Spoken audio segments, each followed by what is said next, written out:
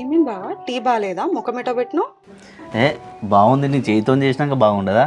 నీలాగే సూపర్ ఉన్నది. చి ఓ బావా, నాకు సిగ్గైతుంది.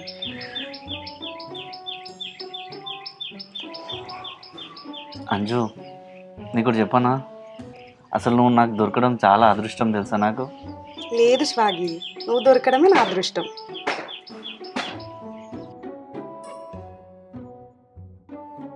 బావా ఒకటి అడగాలి.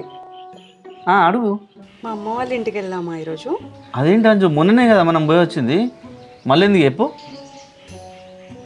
సర్లే ముఖమాటలు పెట్టకి, వెళ్దాంలే. మా బావ ఎంత మంచోడు.